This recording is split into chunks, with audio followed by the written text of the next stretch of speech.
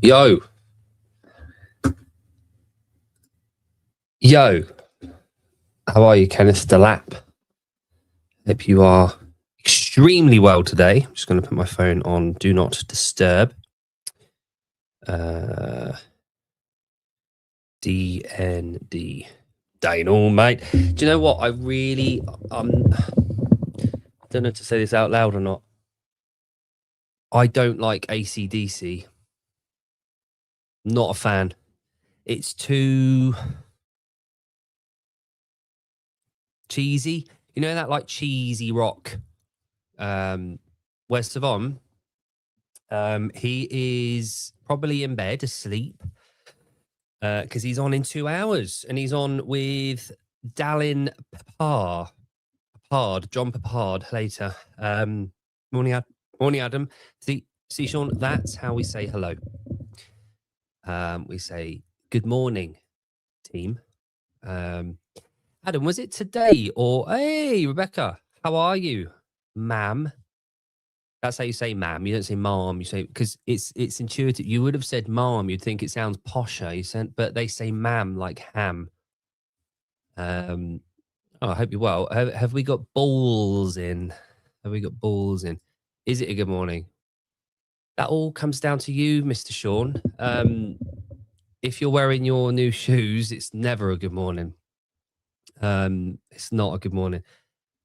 Sean, can you tell me what benefit there is to yours? A few balls left. Excellent. I might get on that today. Rebecca, I'm missing your balls. I would like some. Yeah. Oh yeah, Sean, we're alive. Adam, was it today or yesterday that I saw you doing those step ups? I think you were doing pull ups and there was some step ups involved. They look good. I like it. I like your style. I like your panache. It's a funny couple of days at the gym where I don't know if you do this, but when people walk in, that was yesterday, was it? Cool. Okay. It looked good. Where people walk in the gym and they're wearing their new stuff. So this might be I don't know if this is a cultural difference, but well, certainly where I'm my part of the UK, whenever anyone walks in with anything new on, you have to say about it. You say, "Oh, new shoes," or "All right, shorts." If someone's wearing a new, like my mate Muzzy walked in today for PT with Dan, and he walked in, he had a vest on, like it was clearly a new vest. I went, "Oh, new vest," or just called him Vest. You just say, "All right, vest," and it ridicules, but it also says at the same time, I'm aware that you're wearing your new kit. It's cool that you're wearing it, but I can't just say nice vest. I have to in some way mock it, and I'm mocking you for wearing that. Nothing specific, but do you do that in that side of the pond, as they say? First day of school. Yes, it's exactly what it is. But I don't know if you mock each other over there. Obviously, there's a lot of different subcultures in the US, isn't there? Like there's different states. You have different sense of humors. States of humor. That's a good name for a comedy show. States of humor. Yeah. I retire my current kit to my gym kit. Okay. That's fine. What about your shoes? I might actually bring up a picture of Sean's shoes. Actually, I can't. I'm not on that. I tried to be aware of my members getting new haircuts and whatnot, mate. So yeah. Especially like that's the difference, right? So who give me an example? Shirley. So there was a woman called Shirley came in. Shirley, you can't be serious. Shirley came into the gym last week and like she walked in, she'd had a haircut clearly, and I said, "Have you had a haircut?" And she'll say, "Yeah," and I go, "All right, I can't bring myself to like compliment people on their haircut. It's like it doesn't. There's no reason. Like if a man gets a haircut and I like it, I'll go, all right, haircut. And he'll know that what I mean by that. Whereas if a woman has a haircut and I acknowledge it, I can't give my thoughts on it. I just have to just say, yeah, I've seen your haircut. But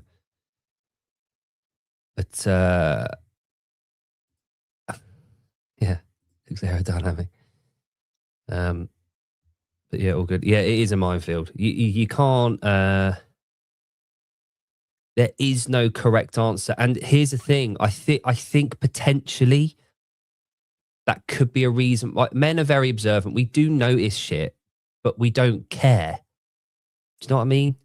Like if you're walking through the woods and you can see a tree's knocked down, you'll say, "Oh, that tree was there's a tree gone, and it was there." Whereas if a woman walks in and she's wearing a new fucking t-shirt or got a new haircut, you'll know it, and then you'll go, "Nah, don't care." Bit different, isn't it? But yeah, all good, all good. So I want to show you something I bought for myself. Where are we? Now you will know that I am a little bit obsessed with. Let me just shop now. Nano 2s. Nano. Will it come if I search on this one? So I'm just searching at the moment. Searching. Speaking amongst yourselves. So I just on the off chance. Here we go. Oh, ho, ho. I can't wait. I can't wait to wear these. I went on Reebok because I'm part of the Reebok gang, clearly. And these popped up. I was just searching. And these leather Nano 2s popped up. Look at them. Aren't they magnificent? I know Adam will like these. Adam doesn't like shoes though. So yeah, I have purchased those. There's brown ones as well, but the brown ones, come on. These ones, they're cool, but I don't like the gold. Gold, I like gold. I don't like the gold insert, whereas these ones, hang on. Stop sharing. Hang on. I'll get rid of you.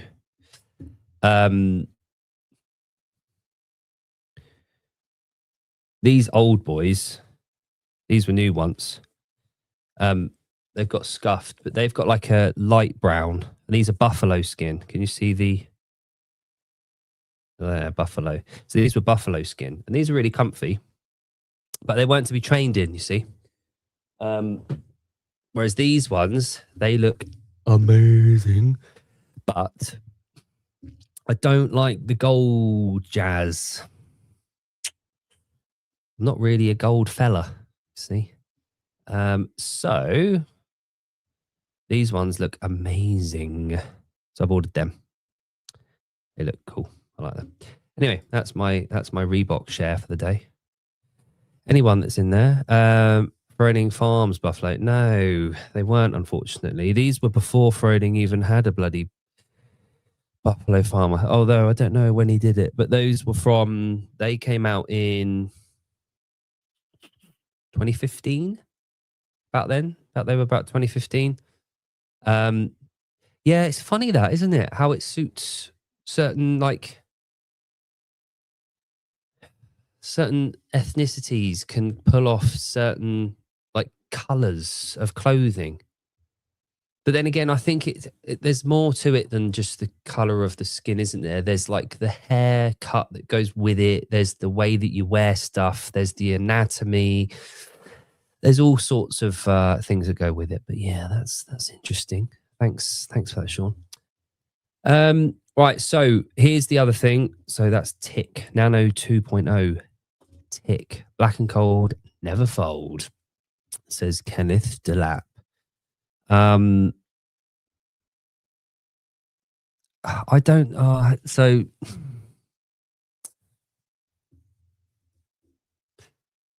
the whole rad thing. Now I know that they're probably cool, and I know that they're new, and I know that it's really cool that we've got a British brand ruling the waves, and I really love it, and I'm trying to I'm going to try and get Benji Boy on the show if I can. But the shoes, I can't. I'm too boring and I'm too vanilla. Like you can see, I prefer the Nano 2.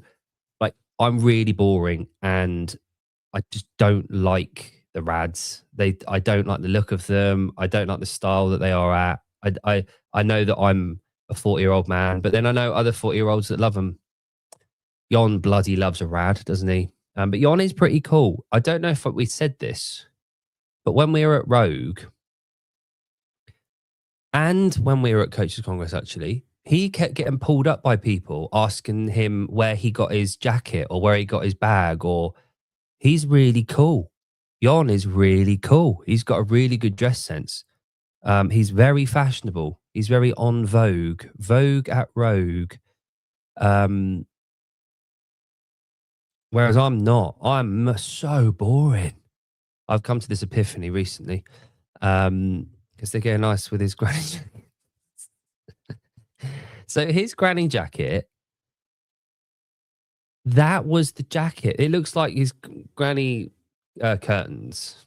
That's not a euphemism, by the way. It's like that floral thick curtain material, and he had this jacket on.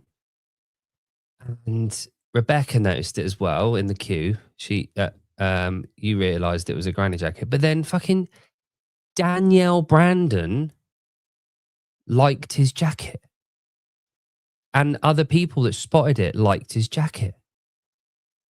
And I'm thinking, I know I'm the problem, but yeah, exactly. So this is my point, right? So there's something about certain people that can wear certain things and it looks cool. And a prime example of that is like an earring, like a hoop earring. Now, if I got an earring, it would look mental. Like it wouldn't suit me at all. Now, when I was about 14, I really wanted my eyebrow pierced because Jay from 5 had it, and I thought I'd look like him if I got it. And then Duncan from Blue had it as well. But like, I know that I wouldn't suit it, whereas other people get them and they look really cool. Like Connor at the gym, he's got both of his ears like a hoop earring down here, and it's nice and tight, and it looks awesome. Certain people, for some reason, suit certain things. And I've never really suited anything. That's Mr. Boring. Oh boy, is Daniel Brandon like it? Yes, if you are fashionable. Because clearly, Ms. Brandon has something about her. She's got a certain je ne sais quoi. It's that fashion that she looks cool. Like, I look at like Manon Anganese and I think she looks cool. And it's because obviously her tattoos, the way she holds herself, her hair, just everything about her. I think she looks cool, right? But then everyone's cool in their own right. But then you get those people and they just look cool. You know what I mean? It's like when you see an athlete and they're just athletic at the gym. You know what I mean by that. So I think Rad, going back to my point, I think wearing the Rad shoes, if I was to wear those, I would look like a complete numpty, which is an idiot, basically. I'd look like a moron.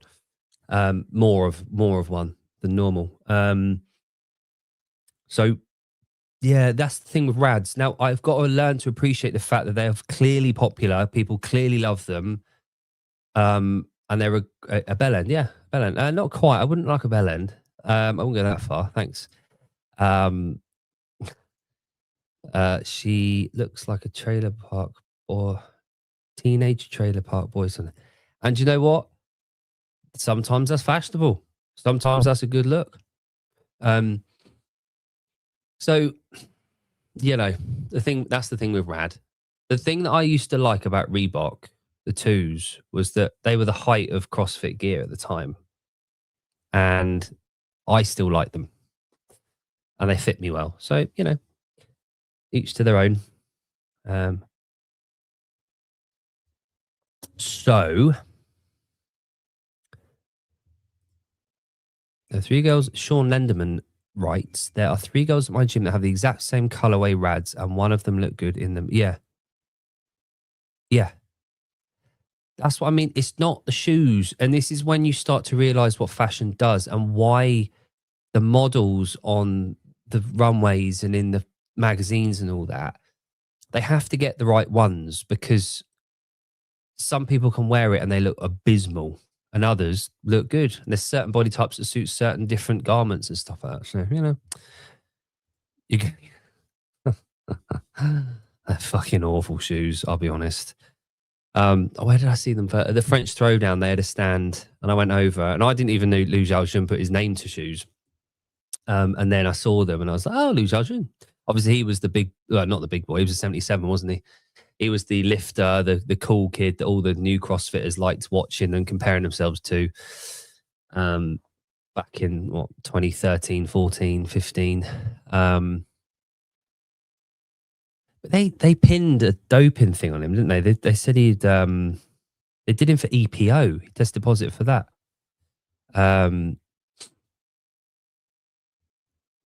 Yeah, Lu Xiaojun. What have you been saying? I look best in Metcons. Yeah, so this is a good thing. And again, you could be reflective. You could look into this and say it's great to have as many brands as we can. Brand on. Oh, they should use that. Anyway, not just a hat rack, am I? I'm wasted in the fitness industry. Media types. We've got a lot of different media types, haven't we, in our corner of the sector? And I like that we've got that. Adds variety. I've got so many shows lined up. It's amazing. I've taken the time over the last week or so when I had a bit of downtime to speak to people and get organising, and having a bit of a detour for the new year, doing things a wee bit different. Well, in essence, it's just a theme change.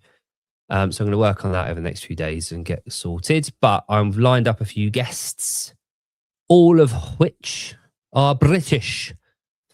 Having a British theme. A bit closer to home this time. So for me, 2026 will be to broaden that, talk on those lines with some very special guests coming. Speaking of which, got Hannah Mitu coming on New Year's Day, I think. On the 1st, yeah, New Year's Day. So, what day is that? Thursday. So Thursday, couple of days' time, we've got Hannah Mitu from Academy Program, but also she is recently joined the team at BF3, so British Functional Fitness Federation. And I've got two of her co-workers coming on sometime next week, the guys that head it up, talking about the online qualifiers for the British Functional Fitness team, the Euros and whatnot, which will be cool. I really want to explore that. I think it's a really good set up an incentive for more people at the gyms to get involved and genuinely represent their country, which is cool. I don't think so. Scott was on, probably a week ago now, maybe longer, talking about IF3. Talking about that we don't need to represent our countries because we do it at the games. And I don't think we do. I really don't. I don't get that feeling that people represent their country at the CrossFit Games. They represent themselves. They represent their training camp. It's a private. It's not equity. It's a private thing of the individual. You don't like think about it. Usain Bolt. You associate him with two things. You associate him with sprinting, and you associate him with Jamaica because that medal went to Jamaica against their tally. Anyone that's been to any world champs, and you represent your country in that sport. You don't represent yourself. We don't do that at the CrossFit Games. You have a flag next to your name, but you don't represent your country necessarily. It's not specific. Your flag's next to your name, but you represent yourself. And the IF3 and therefore the EF3 and the AF3 and then the countries, so BF3 for British, we get to represent our flag before ourselves. So Tatiana Tomlinson, who was on the show with her dad Will and her mum a little while ago, with them at Rogue. They were with Brock from Pit Games. We were talking about all that kind of thing, but she won recently the European Juniors in her age group. She represented Britain. It wasn't representing herself, it was representing Britain. And what I think the value that we can get from the IF3 is just that. It's a formalized functional fitness event, but it's not commercialized. It's as a sport, which, and I get like Scott and I had a bit of back and forward about this. And we met in the middle. It was very nice. But we met in the middle, and I tend to think there's a little bit of a difference of approach to sport in the US specifically compared to the rest of the world. For example, in England, we have the EFL, so EPL, English Premier League, which is our football or soccer league. It's our Premier League. We've got 10 divisions. So you've got the Premier League, the Championship, Division 1, Division 2, the Conference North, Conference South. You've got all these divisions, and you can get promoted all the way up to the top. There's total free reign to go down as well, so you can get relegated as well. But if you are at the top of that, if you win the English League, you qualify for the European League. And if you win the European League, you qualify for the World League. So there's this direct path to a truly global sport. And then you can represent your country as a team. So you play for England and you play against other nations and other countries in that sport. So there's two different channels there. So there's a team and for your country. If England win the World Cup, which, was coming home. If England won that World Cup, it wouldn't be the names of the players next to it. It would be England that won it. Same with IF3. If Britain win the IF3, Britain win it. It's not the individual athlete that does it. So it's very different. Now, we pretty much all of our sports do that. We go outside of our country with it. And I think that's potentially where there's value or less value with both sides of that coin. It's just a very different system. And I think where CrossFit is an American thing, it's come out of America. I think that's potentially where there's a bit of a rocky road there. Seeing the differences of what it is. It's lost in translation, I think, a lot of the time, going both ways. The IF3 gives people globally a very good opportunity to represent at functional fitness, or what we call CrossFit, against other countries for the sake of being a sport against other countries, not representing yourself. It would be like, as the Americans see, at the Olympics. That I think that's the only time that nationally you guys have truly got international sport on the agenda, I think. As a big, but then again, I don't know. I could be very wrong there. But my point is that with WFP, they've got a lot to iron out, and will progress, but there's a lot to take away from the WFP, and it's going to be a long-term project. I can't see it being anywhere near as big as the CrossFit Games for a long time, but it's good to have options, I think. And athletes will figure it out for themselves. If it's too much, they will have to choose. And it's a free market. We all believe in free market, hopefully, giving the consumer and the people a choice of what they do and where they can put their money and where they can go and where they can compete. So, choice isn't a bad thing, which I know isn't the crux of some of the conversations around it all. But yeah, I like the idea of having different forms of media, different people in the media, different voices, different opinions, different takes on things, different styles. It's cool. It's good. It's just like fashion. It's not going to, if it doesn't suit you, that's cool. But, and just with fashion, just like food, you're going to get your critics. You're going to get people that write reports on it. You're going to write people that have their opinions and are vocal about it. And then you get a lot of people that just see it and go, all right, not for me. But it's good to do that. And the more voices, the more opinions, the better. Just, we need to remember not to be too personal about things. Getting personal isn't going to be beneficial for anyone. So I think as long as we keep those gripes and those differences professional rather than personal, I think it's an all good thing. I like it. I like the talk. So yeah, going back to BF3, Hannah's coming on Thursday. So it's been set up, and then BF3, the lads from BF3 are going to come on next week at some point. That'll be cool because the online qualifiers are going live on New Year's Day, actually on Thursday, which is cool. And obviously the big one I want to talk about, and you'll know what's coming here because it's a big deal for me, is let's have a looky. Let me share the screen. Share screen. There we go. Coaches Congress Berlin. I will be in Berlin.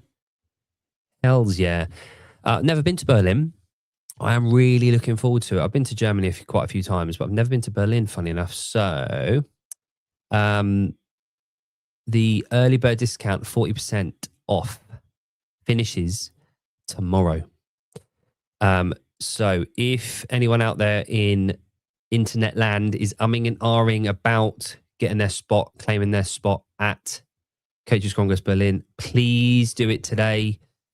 Get involved, get those spots reserved. If you do that, you get a free pair of shoes on arrival, which is awesome. You get a Velites. You get a load of stuff as well. But you also, am I sharing the screen, by the way? Yes. Also get to meet and listen and learn from some incredible people, including Michel Letendre, Jake Marconi, Pat Vellner, Dan Aguera, Farron, who is awesome, by the way. Gonna have her on the show very soon. Matthias Hernandez from Belites, and a load of other people. There are so many people here. So many people. Got two-brainer at every event as well. So David said, now I'm going to listen and want to speak to David because I think this is a big deal. The Embody. There's a lot of conversation, and this is something that I'm going to pick up on soon. There's a lot of conversation recently about like where the fitness industry is going and what's coming for 2026 and who's to do. And it's all this kind of talk about what's going on. All right, Kevin. And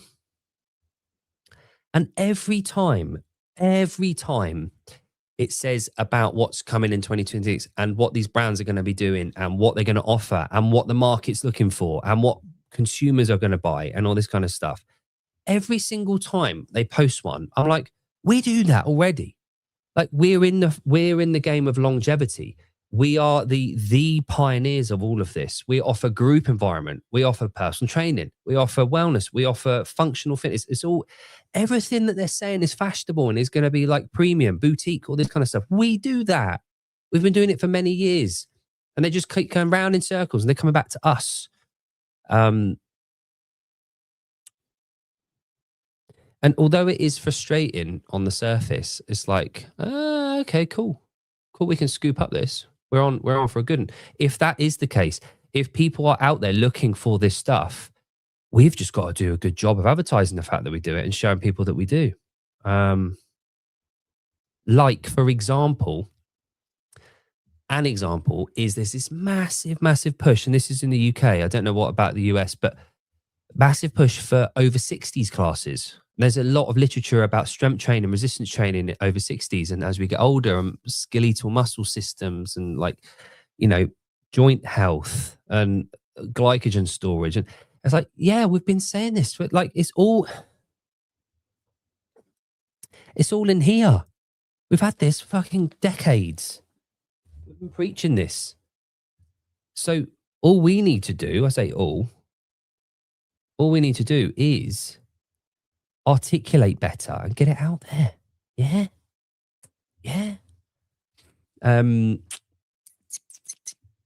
Baby's doing all right. Astrid, my number 3. She's funny.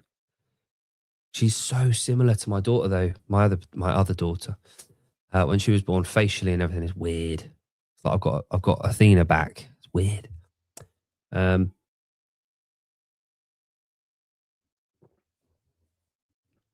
But yeah, doing well. Mummy's doing well. But yeah, all good. What's next? Right, so I won't be doing a year in review because I haven't been going all year. Me and Jon started in February, and I started this show late March, around Easter time. I had Daniel Chaffee on Easter Sunday, and I'd been going for a couple of weeks before then. So it was late March, just after the Open. So I haven't been quite a year yet. So I'm not going to do a year in review because it hasn't been a year. And I know it's supposed to be 2025, but I haven't been doing it that long. Also,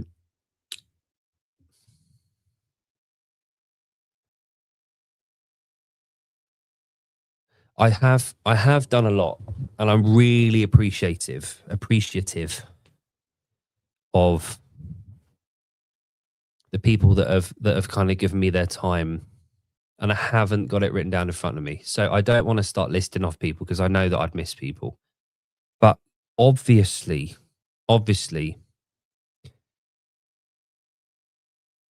the biggest thank you that I have to give is to the main man, obviously, Sevi, who gave me this insane opportunity to do what I wanted with, to leverage how I want, to spread the word of CrossFit in my own style, and to develop, and having the patience to be able to give that to me and just ride with it. I think people get the right end of the stick with Savon. He goes live every fucking day of the week. You've got no idea how hard that must be for him to wake up every morning and do it. He loves this. He loves it. It's not as easy as like Sean, Kevin, Kenneth, like everyone in the chat. Imagine waking up and every morning at 7 a.m. clicking a button, having hundreds of people listening to you talk, and every single day you have to come up with things to talk about publicly. It's really not as easy as it looks. And to do that takes time. But it's totally undervalued what he does, especially live. Recording's one thing. making a video, recording, editing, cutting, thinking about topics, having conversations with yourself, filming again, cutting away, and editing. It might take longer. It might take 5 hours to do that rather than going live for 2 hours. But going live every damn day, that's a skill in itself, being able to talk and to produce material to be able to talk. So he is the master of all of this. And so just a massive thank you, really, to Savon for this platform and this opportunity. And I've had 2025 as my breaking the ice, getting involved, figuring out what I want to do. I've spoken to so many people along the way. Obviously, Daniel Chaffee was very early on, and he's been very, very important to me this year.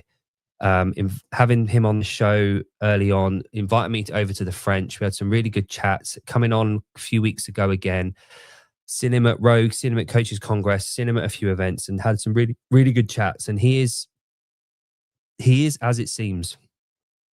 He is one of those good guys who's on our team. But then, even like people like James Townsend coming on and exploring fatherhood and exploring his past. We didn't even really talk about CrossFit. We talked about him as a person. Jon, my left and right hand man. Steve from Defiant.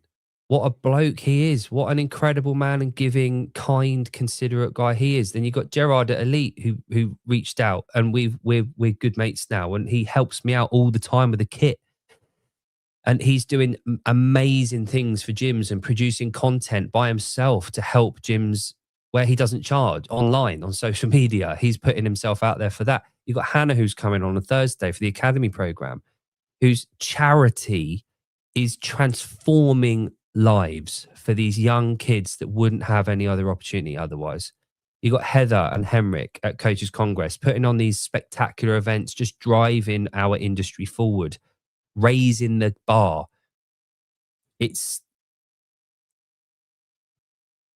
We're so fortunate. We talked about this the other day when Steve and Jon were on, but we've got this plethora of hard workers that want to do good for the world, all under one umbrella. And harnessing that and making sure that we all keep on the same path is really cool, because everyone understands. Everyone understands that this is where it's at, and everything that we should be doing ultimately brings people back to this at the gyms. All of it, everything we discuss and everything we talk is about that, because we know that's the manual for raising better humans. It's all in there. And speaking of better humans, Athena, not my daughter, Athena Perez, at Scaled Nation, what a year she's had. And again, someone that goes way above and beyond for people, doing stuff, going to the extremes for people that won't ever be talked about. But yeah, we had some cool guests on as well. Had some really cool affiliates from around Europe on. I had Taylor on midway through the year, about June time, talking about like the level 3 and how he's coaching and how Sentinels raised his game, doing the online work. There's just so many people that I've had the opportunity to speak to meet, to explore this with, to get to know, that I talk to now. Rebecca from Rising Tides, everything she does with her charity, like supporting, it was the Academy program this year, but, supporting people, saw a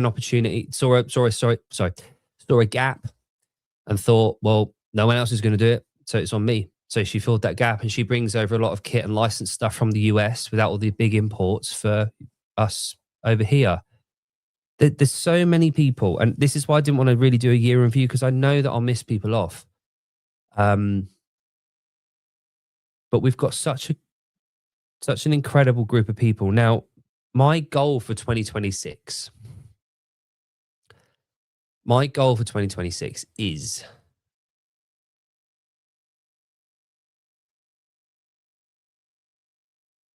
I want the CrossFit world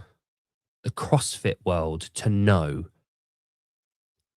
what we have in the British Isles, what we've got here, because I know that what we've got is very, very special. Very special. I've since 2011 when I started CrossFit, I've been to so many boxes. I've been to so many competitions. I've been to so many events. I've spoken to so many people. I know a load of affiliate owners. I know athletes. I know what we've got. I know some of the seminar staff. I know Andy and Gareth now. Over the last year, I've got to know them. And I spoke to Gareth last week, and we've got such a cool gang. And I think we can have a profound impact further afield by talking about what we've got. Hello, Snickers 145. And also, even raising the game within the British Isles, I want people to know what we've got here, to bounce off each other and to raise the game, because I know we can. We've still got room to go, but I want to do that. And that's my goal for 2026. I'm going to be British themed, orientated. And me and Jon have got some big plans on this channel, on this show. So watch this space. And we're going to be doing some big things with a few other people involved. Going to build a crew, and we're going to get moving. Going to make some moves. So that's the 2026 plans, and that's me. Now, Sevi has got Dalin Papa on in just over an hour. So remember, like and subscribe and all that. And if you're not already following me, please go onto Instagram and follow Base Show, the.base show on Instagram. I'm right there. That is a fantastic question, Kenneth. And that will be revealed very soon, actually. We do. So yeah, we're gonna be mixing up a little bit, change it up a little bit. But yeah, we do have that coming. So keep an eye on that. Keep your eyes peeled, baby. But thank you very much for joining me. We're coming up to 45 minutes. It was going to be a quick one today. I am back on Thursday in the new year. I will be joined by Hannah on Thursday. But yeah, I've got plenty of guests coming up soon. So thank you so much for joining me, guys. It's been an amazing year.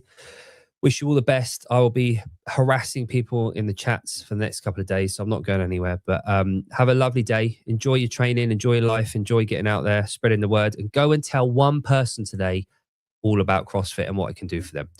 Peace out, guys.